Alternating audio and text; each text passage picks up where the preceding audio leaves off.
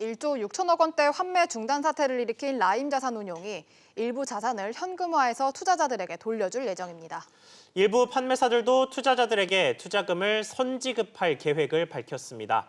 자세한 내용 취재기자와 함께 이야기 나눠보겠습니다. 장지현 기자 나왔습니다. 자, 장 기자, 그러면 환매해주겠다는 액수, 금액이 얼마나 됩니까? 네, 라임은 오늘부터 이달 말까지 일부 펀드 투자자들에게 603억 원을 분배한다고 밝혔습니다. 지난해 10월 환매 중단을 발표한 이후 7개월 만인데요.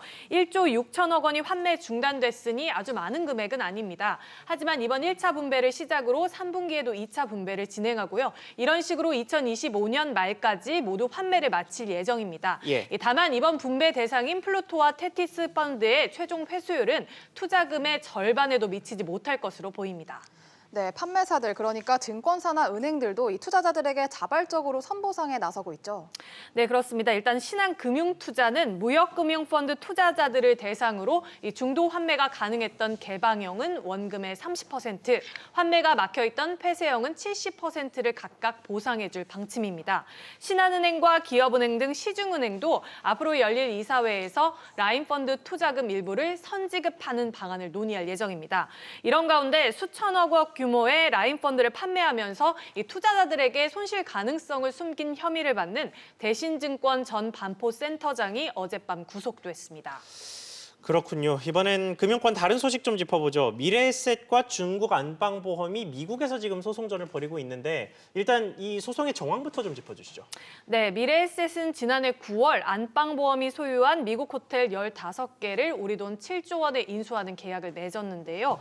4월 17일까지 안방보험에 인수 대금을 지급했어야 됐는데 지급하지 않았습니다. 이렇게 지급하지 않은 이유는 안방보험과 제3자가 호텔 소유권을 두고 소송을 벌이고 있다는 걸 뒤늦게 알았는데 이 소송 때문에 미래에셋이 안방보험에 돈을 지불한다고 해도 호텔의 소유권이 완전히 넘어오지 않을 가능성이 있었기 때문입니다.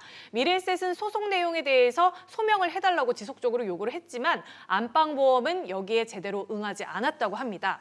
결정적으로는 미국에서는 부동산 거래를 할 때 계약 주요 내용에 대해서 확인과 보증을 권원보험사라는 곳에서 해주는데 미국 보험사가 이 소송을 이유로 일부 보증을 거절한 것으로 알려졌습니다.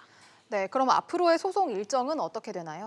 네, 안방보험이 먼저 미래에셋을 상대로 기존대로 계약을 이행하라 이렇게 미국 법원에 소송을 제기했는데요. 여기에 대해서 미래에셋이 어제 답변서와 반소장을 제기했습니다.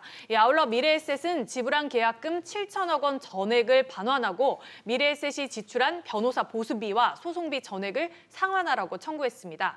소송의 1심 결과는 이르면 8월 말이나 9월 초쯤에 나올 것으로 보입니다. 네, 장 기자 잘 들었습니다.